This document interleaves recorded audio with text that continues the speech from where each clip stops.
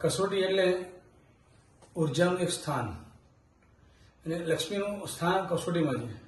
એટલા માટે સોનું એમાં ઘસાય છે. ચાંદી, સોનું, તાંબુ જેમાં ઘસો આમાં અંદર આવી જ જાય. અને કસોટીની વિશેષતા છે હાથમાં ધારણ કરવાથી તમારે કસોટી દૂર થઈ જાય. તમારા જીવનમાં આવી કસોટી દૂર કરવાનું કામ માળા જ કરે. અને કસોટીની માળાની વિશેષતા એ છે કે લક્ષ્મી, સરસ્વતી અને માતાજીનું એની અંદર સ્થાન હોવાના કારણથી આ માળાના ગણવાથી તમારા ભાગ્યનો ઉદય થાય અને તમારા નસીબ ખુલતા જાય અને તમારા દિન પ્રતિદિન પુણ્ય ઉદય વધતો જાય. પૈસા બધે સુખી થવાય, પરિવારની સાથે પ્રેમ ભાવ લાગણી વધે, સમાજમાં પ્રતિષ્ઠા વધે અને લોકોમાં ચાહના વધે.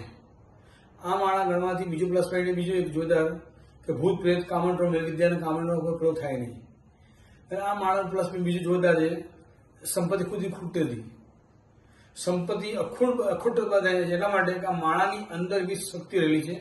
આવી માળાઓ આપણે જીવન ધારણ કરવાથી, હાથમાં આવી રીતે પહેરવાથી પહોંચી જાય, અથવા તો પછી ગળામાં ધારણ કરવાથી, અથવા તો એનું કસોટીનું માળા ગાળી પછી ખિસ્સામાં રાખવાથી તમારું કાર્ય સિદ્ધ થતું હોય છે. અને આવી માળાઓ હંમેશા માળા સ્વરૂપે નથી હોતી, પણ આપણે મંત્ર સ્વરૂપે અને આપણા જીવનના કાર્ય સ્વરૂપે આ માળા હોય છે.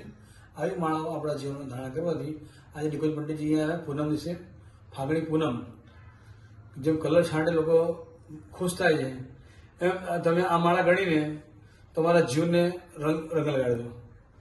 તમારો રંગ એવો લાગશે કે જેના કારણે તમે લોકો સુખી થશો, બધી જ આગળ વધશો. આશીર્વાદ આપું છું. નમો નારાયણ.